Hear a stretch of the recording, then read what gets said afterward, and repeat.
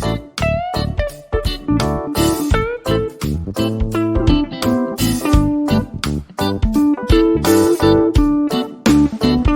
Everyone, management मंत्रा के इस video में आप पढ़ेंगे social responsibility towards different interested group कि क्या बिजनेस की सोशल रिस्पॉन्सिबिलिटीज होती है जो भी उनमें इंटरेस्ट रखने वाले ग्रुप होते हैं, उनसे जुड़े हुए ग्रुप होते हैं उनके लिए। तो इसमें मेनली 7 ग्रुप्स होते हैं। फर्स्ट आता है ऑनर, सेकंड है इन्वेस्टर्स, थर्ड है सप्लायर्स, फोर्थ है कस्टमर्स, फिफ्थ है एम्प्लॉयज, सिक्स्थ है सोसाइटी या कम्युनिटी, सेवंथ है गवर्नमेंट। इनको डिटेल में देखने से पहले डिस्क्रिप्शन में आप सोशल रिस्पॉन्सिबिलिटी ऑफ बिजनेस से रिलेटेड डिफरेंट टॉपिक्स पे वीडियो देख सकते हैं कि सोशल रिस्पॉन्सिबिलिटी ऑफ बिजनेस या कॉर्पोरेट सोशल रिस्पॉन्सिबिलिटी भी हम इसको बोलते हैं। इसमें आप देखेंगे कि ये क्या होता है, क्या नीड या क्या इंपॉर्टेंस होते हैं, इसके क्या टाइप्स होते हैं, क्या एडवांटेजेस और डिसएडवांटेजेस होते हैं, उन सब का वीडियो का लिंक आपको मिल जाएगा। वीडियो अच्छा लगे तो प्लीज लाइक कीजिए, चैनल को सब्सक्राइब कीजिए और कमेंट कीजिए। और किसी टॉपिक पे वीडियो चाहिए तो आप कमेंट कर सकते हैं। जैसे कि आपको नाम से समझ में आ रहा होगा सोशल रिस्पॉन्सिबिलिटी, कि कोई भी बिजनेस सोशली रिस्पॉन्सिबल होता है कि उनसे जो भी लोग जुड़े हैं उनके लिए,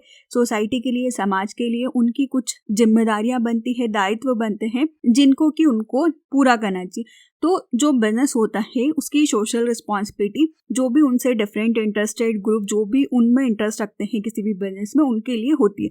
ये उनकी एक्सेप्टेशंस को सेटिस्फाइड करें, मतलब जो उनकी उम्मीदें हैं बिजनेस उसको सेटिस्फाइड करें। तो ये लोग आपके बिजनेस को रिप्रेजेंट करते हैं, यही लोग आपके बिजनेस की, कंपनी की अच्छी इमेज बनाते हैं अगर आपकी अच्छी पॉलिसीज होगी तो। और ये लोग आपको डायरेक्टली और इनडायरेक्टली तरीके से बिजनेस में डिसीजन लेने में अफेक्ट करते हैं। तो जो हमने 7 इंटरेस्टेड ग्रुप देखे उनको हम डिटेल में देखते हैं। फर्स्ट आता है social responsibility of business towards the owner, कि जो भी बिजनेस के ऑनर्स रहते हैं उनके लिए क्या रिस्पॉन्सिबिलिटीज रहती है। तो बिजनेस ऑनर वो पर्सन होता है जो कि बिजनेस का ऑनर होता है, जिसका खुद का बिजनेस होता है। अगर बिजनेस में कोई भी प्रॉफिट होता है या कोई भी लॉस होता है तो ऑनर का ही होता है, और ऑनर सारी रिस्क लेता है बिजनेस की, कैपिटल के एलोकेशन को देखता है, मतलब पैसे कहाँ से लेके आने, कहाँ पे कितने जाने वाले, उन सबको ऑनर ही देखता है। तो क्या रिस्पॉन्सिबिलिटीज होती है बिजनेस की ऑनर के लिए। तो फर्स्ट आता है ऑनर ही वो पर्सन होता है जो कि आपके बिजनेस को इफिशिएंटली तरीके से, सही तरीके से चलाता है। तो आपको भी ऑनर का ध्यान रखना होगा। तो ऑनर ही डिसाइड करता, ऑनर ही मेन होता है कि बिजनेस कैसे चल रहा है। सेकेंड आता है to allocate and utilise capital and resources, जो भी बिजनेस की कैपिटल लगी हुई है, रिसोर्सेज लगे हुए हैं, उनको कैसे यूज करना है, कहाँ करना है, कितना करना है, मतलब कहाँ पे आप इन्वेस्टमेंट करेंगे, कौन से प्लांट मशीनरी लेंगे, नहीं लेंगे, रेंट पे लेंगे, वो सब ऑनर डिसाइड करते हैं। नेक्स्ट आता है to ensure appropriate and growth of capital, जो ऑनर है वही देखता है कि जो बिजनेस की ग्रोथ कितने अच्छे तरीके से होगी, मतलब ऑनर ही इंश्योर करता है कि बिजनेस कितना ग्रो का, आपने कितना पैसा लगाया है, उसको किस तरीके से यूज किया है, कहाँ कहाँ किया है, वो ऑनर ही सब डिसाइड करता है। नेक्स्ट आता है to provide fair and regular return on capital invested, business owner को सही और रेगुलरली, मतलब टाइम टू टाइम उनको रिटर्न दे, मतलब जो भी कैपिटल पे जो भी आपने पैसा लगाया आपके बिजनेस को स्टार्ट करने में, वो आपकी कैपिटल होती है, उसमें जो भी प्रॉफिट हो रहा है या कुछ इंटरेस्ट लग रहा है तो आप बिजनेस को वो प्रोवाइड करें ताकि वो भी अच्छी तरीके से बिजनेस में काम कर सके। नेक्स्ट आता है social responsibility of business towards investors. Investors वो लोग होते हैं जो कि आपको फंड प्रोवाइड करते हैं बिजनेस के लिए, आपके बिजनेस में इन्वेस्टमेंट करते हैं, या आपके बिजनेस में शेयर्स के थ्रू, जिसमें हमारा इक्विटी, प्रेफरेंस, बॉन्ड्स, डिवेंचर्स आते हैं, या फाइनेंशियल इंस्टीट्यूशंस, कोई भी रिटेल इन्वेस्टर्स, ये सारे लोग इस कैटेगरी में आते हैं जो कि आपके बिजनेस में पैसा लगाते हैं। तो बिजनेस की इन लोगों के लिए भी कुछ रिस्पॉन्सिबिलिटीज बनती है। तो फर्स्ट आता है to provide required and essential information regarding the scheme of future growth, जो भी फ्यूचर ग्रोथ के लिए आपकी स्कीम्स है, मतलब बिजनेस में कहाँ कहाँ पे आपको लग रहा है कितना ग्रो होगा, क्या क्या स्कीम्स है जहाँ पे कि पैसा और ग्रो हो सकता है, उसकी सारी इन्फॉर्मेशन आप इन्वेस्टर्स को बताएं कि अगर आपका पैसा और लगा रहेगा तो कितना ग्रो करेगा, या कौन सी स्कीम्स आप चलाने वाले हैं, उनकी पूरी डिटेल इन्फॉर्मेशन आपको इन्वेस्टर्स के साथ शेयर करनी चाहिए, क्योंकि वही मेन आपके बिजनेस में पैसा लगाते हैं। नेक्स्ट आता है कि आप इंश्योर करते हैं कि जो भी इन्वेस्टर ने इन्वेस्टमेंट किया, मतलब आपके बिजनेस में जो पैसा लगाया वो सेफ है, मतलब कि आपका बिजनेस लॉस में नहीं जाएगा, उनका पैसा नहीं डूबेगा, आपको ये उनको सेफ्टी प्रोवाइड करनी है। नेक्स्ट आता है आप उनको रेगुलरली पेमेंट ऑफ इंटरेस्ट करें। मतलब उनका जो पैसा लगा है, आप अगर प्रॉफिट में जाते हैं तो ऐसा नहीं हो कि सिर्फ आप रिजर्व करके रख लें, बल्कि आपको उनको डिस्ट्रीब्यूट करना है ताकि उनको भी लगे कि उनके पैसे से उनको रिटर्न मिल रहा है। लास्ट आता है जो भी इन्वेस्टर का पैसा लगा है उसका जो प्रिंसिपल अमाउंट है वो आप टाइमली उसको पे करें। मतलब उसने जो पैसा लगाया है आपको लग रहा है कि आप उसकी ज़रूरतें खत्म हो गई, आपको रिटर्न करना है इन्वेस्टर्स को, तो आप उसको रिटर्न करें। तो ये कुछ रिस्पॉन्सिबिलिटीज होती है बिजनेस की इन्वेस्टर्स के लिए। नेक्स्ट आता है social responsibility of business towards suppliers. Suppliers वो बिजनेसमैन या मर्चेंडाइज जो कि आपको रॉ मटेरियल या कुछ भी अदर आइटम जो कि आपको मैन्युफैक्चरिंग के लिए चाहिए वो सप्लाई करने का काम करते हैं। इसमें कोई भी डिस्ट्रीब्यूटर भी आ सकता है जो कि आपके गुड्स को जब बन के रेडी हो जाता है तो कंज्यूमर तक सप्लाई करने का काम करता है। मतलब आपको जो रॉ मटेरियल सप्लाई करते हैं वो भी और आपका जो फिनिश गुड सप्लाई करते हैं वो सप्लायर्स भी आते हैं। तो इनके लिए भी बिजनेस की कुछ रिस्पॉन्सिबिलिटीज बनती है। तो फर्स्ट आता है कि आप इनसे रेगुलरली ऑर्डर के अकॉर्डिंग प्रोडक्ट को परचेज करते रहे। मतलब ऐसा ना हो कि आपने एक बार कर लिया फिर आप दूसरे सप्लायर्स पे चले जाते हैं, फिर किसी और पे चले जाते हैं, कहीं से कम पे मिल रहा है। ऐसे में क्या होगा, आपके सप्लायर्स के साथ रिलेशंस खराब होंगे। तो आपको मेंटेन करके रखना है कि आप एक ही कुछ ही सप्लायर्स को रेगुलरली उन्हीं से परचेस करते रहे और उनको ऑर्डर देते रहे। नेक्स्ट आता है कि आप फेयर टर्म और कंडीशन पे डील करें। मतलब कि जितना पैसा लग रहा है कि जितने प्राइस में आपको खरीदना है प्रोडक्ट आप उतने में खरीदें। कब आप पेमेंट करेंगे, उनकी जो भी कंडीशंस है, कितने टाइम में आपको प्रोडक्ट पहुंचेगा, वो सारी टर्म और कंडीशंस डील्स में रहती है। तो आपको सही प्राइस सही कंडीशन के अकॉर्डिंग ही डील करनी है। ऐसा ना हो कि वो लॉस में हो या कुछ भी आप उनका अनवांटेड फायदा ना उठाएं। नेक्स्ट आता है कि आप उनको रिजनेबल क्रेडिट पीरियड प्रोवाइड करें। जिन भी डिस्ट्रीब्यूटर्स ने या सप्लायर्स ने आपसे प्रोडक्ट को खरीदा था आप उनको टाइम दें कि वो 15 दिन या 1 महीने में आपका पेमेंट कर सकते हैं ताकि वो उस प्रोडक्ट को सेल करके आपका पेमेंट करें। नेक्स्ट आता है टू पे द ड्यूज ऑन टाइम। जिन भी सप्लायर से आपने प्रोडक्ट लिया है जिनको कि आपको चुकाना है आप उनको भी टाइम पे चुकाएं। तो ये कुछ रिस्पॉन्सिबिलिटीज होती हैं आपकी सप्लायर्स के लिए। नेक्स्ट आता है social responsibility of business towards customers. जो भी आप गुड्स और सर्विसेज बना रहे हैं वो कस्टमर के लिए बना रहे हैं। बिजनेस कस्टमर के बिना चल नहीं सकता है और कस्टमर किंग होता है आपके लिए। आप उन्हीं की जरूरतों को पूरा करते हैं, उन्हीं की इच्छाओं को पूरा करते हैं। तो कस्टमर के लिए भी आपकी बहुत सारी रिस्पॉन्सिबिलिटीज बनती है। तो फर्स्ट आता है कि आप जो भी कस्टमर की रिक्वायरमेंट है, कस्टमर की जो भी जरूरत है उसके according goods and services provide करवाएं। सेकेंड आता है कि आप उनको क्वालिटी वाला गुड्स एंड सर्विसेज प्रोवाइड करवाएं।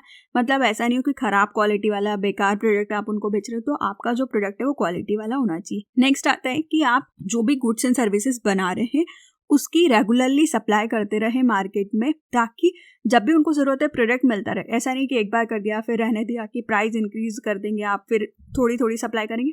तो ऐसी चीज़ें ना करके आप रेगुलरली सप्लाई को मेंटेन रखें मार्केट में। नेक्स्ट आता है कि आप कस्टमर को रीजनेबल और अफोर्डेबल प्राइस में प्रोडक्ट एंड सर्विसेज प्रोवाइड करवाएं। मतलब कि आप उनको कम से कम प्राइस में कम से कम कीमत पे प्रोडक्ट और सर्विसेज अवेलेबल करवाएं। नेक्स्ट आता है कि आप उनको proper after sale services provide करवाएं। फॉर एग्जांपल जैसे कि आप देखते हैं कुछ भी इलेक्ट्रिक आइटम्स जिनमें कि आपको रिपेयर मेंटेनेंस की जरूरत पड़ती है तो आप उनको आफ्टर सेल सर्विसेज भी दें। अगर प्रोडक्ट या सर्विसेज से रिलेटेड अगर आपको कुछ वार्निंग की इन्फॉर्मेशन देनी है, प्रोडक्ट को आपको कैसे यूज नहीं करना है, कहाँ नहीं रखना है, कैसे स्टोरेज करना है, तो आप वो पूरी इन्फॉर्मेशन प्रोवाइड करवाएं। नेक्स्ट आता है जो भी गुड्स एंड सर्विसेज है उसका मैनुअली तरीके से कैसे यूज़ करना है आप उसको प्रोवाइड करवाएं।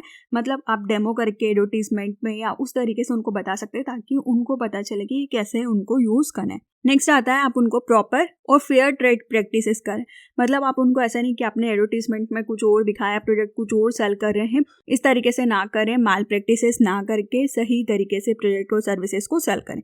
नेक्स्ट आता है कि जो भी कस्टमर के ग्रीवनेस है या कस्टमर की जो भी प्रॉब्लम्स है आप उसको सॉल्व करें जल्दी से जल्दी। तो ये कुछ रिस्पॉन्सिबिलिटीज आपकी कस्टमर के लिए बनती है। नेक्स्ट आता है कि क्या सोशल रिस्पॉन्सिबिलिटी होती है बिजनेस की टुवर्ड्स एम्प्लॉयज। जो भी एम्प्लॉयज या वर्कर्स आपके बिजनेस में काम कर रहे हैं वो अपना बेस्ट एफर्ट्स आपके बिजनेस में लगाते हैं तभी आपका बिजनेस अच्छी तरीके से चल सकता है। तो एम्प्लॉयज को सेटिस्फाइड करना, उनकी जो भी जरूरत है उनको सेटिस्फाइड करना, ये आपकी बिजनेस की सक्सेस के लिए बहुत इंपॉर्टेंट होता है। तो उनके लिए आपकी क्या रिस्पॉन्सिबिलिटीज होती है। तो फर्स्ट आता है कि आप उनको रेगुलरली और टाइमली वेजेस सैलरी प्रोवाइड करवाएं। मतलब एम्प्लॉयज को सैलरी देते हैं, आप वर्कर्स को वेजेस देते हैं, तो जो भी उन्होंने काम किया है उसके बदले में उनको वेतन मजदूरी टाइम पे मिले। नेक्स्ट आता है आप उनको गुड वर्क प्लेस और सेफ इन्वायरमेंट प्रोवाइड करवाएं।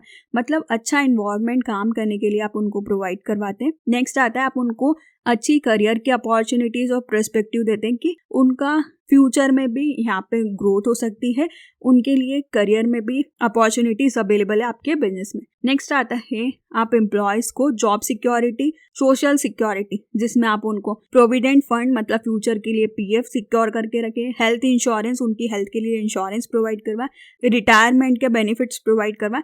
इसके अलावा उनको आप एजुकेशन की फैसिलिटीज या हाउसिंग की फैसिलिटीज जो आपकी इच्छा वो भी प्रोवाइड करवा सकते हैं। नेक्स्ट आता है कि जो भी लोग आपके यहाँ पे काम कर रहे हैं आप उनको प्रॉपरली ट्रेनिंग प्रोवाइड करवाएं ताकि उनकी ग्रोथ हो, उनका डेवलपमेंट हो। नेक्स्ट आता है जो भी एम्प्लॉयज के डेमोक्रेटिक राइट्स हैं आप उनकी रिस्पेक्ट करें कि कैसे यूनियन को आप फॉर्म करते हैं। नेक्स्ट हम देखते हैं कि क्या सोशल रिस्पॉन्सिबिलिटीज होती है बिजनेस की टुवर्ड सोसाइटी और कम्युनिटी की। सोसाइटी जिसमें आपके बहुत सारे एंटाइटीज, कोई भी इंडिविजुअल, कोई भी व्यक्ति, ग्रुप हो सकता है, ऑर्गेनाइजेशन हो सकते हैं, फैमिलीज हो सकती है, ये सारे लोग जो कि आपसे रिलेटेड होते हैं, इंटरेक्ट करते हैं, ये डायरेक्टली या इनडायरेक्टली तरीके से हो सकते हैं। तो इन सारे लोगों के लिए भी आपकी रिस्पॉन्सिबिलिटीज बनती है कि आपका जो बिजनेस है वो सोसाइटी को लार्ज लेवल पे बेनिफिट्स प्रोवाइड करवाएं। तो इनके लिए आपकी रिस्पॉन्सिबिलिटी होती है फर्स्ट कि आप बैलेंस करें इकोनॉमी और इकोसिस्टम के बीच में। जो आप इकोनॉमी में गुड्स एंड सर्विसेज प्रोवाइड कर रहे हैं और इकोसिस्टम को आप यूज कर रहे हैं रिसोर्सेज का,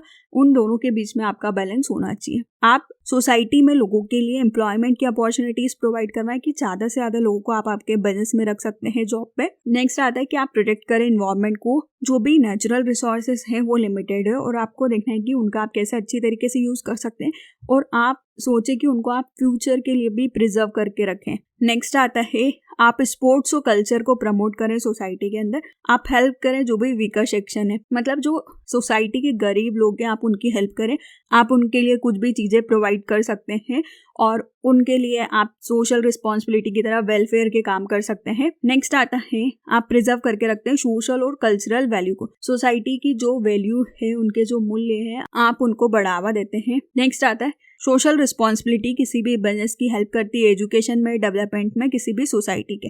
मतलब आप लोगों के लिए फ्री एजुकेशन प्रोवाइड करवा सकते हैं, सोसाइटी के डेवलपमेंट के लिए कुछ चीज़ें कर सकते हैं, उनको हेल्थ सर्विसेज प्रोवाइड करवा सकते हैं, उनके लिए कुछ चैरिटी कर सकते हैं, कुछ डोनेशन कर सकते हैं। तो इस तरीके से आप सोसाइटी के लिए कुछ कर सकते हैं। नेक्स्ट आता है social responsibility of business towards government. जो गवर्नमेंट होती है वो आपके लिए रूल्स रेगुलेशन सेट करती है जो कि आपके बिजनेस को चलाने में बहुत हेल्प करते हैं। तो गवर्नमेंट के लिए भी आपकी कुछ रिस्पॉन्सिबिलिटीज बनती है। तो इसमें फर्स्ट आता है कि जो भी गवर्नमेंट को आपको फीस देनी है, ड्यूटीज देनी है, टैक्सेस देने हैं, वो आप ईमानदारी के साथ और रेगुलरली पे करें। नेक्स्ट आता है जो भी नए बिजनेस यूनिट को आप सेट कर रहे हैं, नया बिजनेस डाल रहे हैं, तो उसके लिए जो भी गवर्नमेंट के रूल्स रेगुलेशन या गाइडलाइंस है, मतलब उसमें कुछ लाइसेंसिंग की जरूरत है, पेपर फॉर्मेलिटीज या जिन भी चीज़ों की, आप उसको पूरा प्रॉपर तरीके से फॉलो करें। नेक्स्ट आता है कि आप पॉल्यूशन कंट्रोल के जो नॉर्म्स है, मतलब आपकी इंडस्ट्री से, आपके बिजनेस से कुछ धुआं, केमिकल्स ऐसे फ्लो ना हो जिससे कि लोगों में प्रॉब्लम्स हो या चीज़ें पॉल्यूटेड हो, तो आप उन चीज़ों को फॉलो करते हैं जो पॉल्यूशन कंट्रोल के नॉर्म्स बने हुए हैं। नेक्स्ट आता है जो भी आपका बिजनेस है वो फेयर है, मतलब सही है, वो कुछ भी करप्ट और अनफेयर एक्टिविटी नहीं करता। मतलब जो चीज़ें गलत है, करप्शन जैसी चीज़ें या कुछ भी जो आप नहीं कर सकते हैं, उन चीज़ों में आपका बिजनेस इन्वॉल्व नहीं होता है। तो इस वीडियो में आपने देखा कि क्या सोशल रिस्पॉन्सिबिलिटीज होती है बिजनेस की डिफरेंट इंटरेस्टेड ग्रुप के लिए, जिसमें हमने देखे 7। फर्स्ट है ऑनर, सेकंड है इन्वेस्टर, थर्ड है सप्लायर, फोर्थ है कस्टमर, फिफ्थ है एम्प्लॉयज, सिक्स्थ है सोसाइटी एंड कम्युनिटी और 7th है गवर्नमेंट। वीडियो अच्छा लगे तो प्लीज लाइक कीजिए, चैनल को सब्सक्राइब कीजिए और कमेंट कीजिए। और किसी टॉपिक पे वीडियो चाहिए तो आप कमेंट कर सकते हैं। Thank you.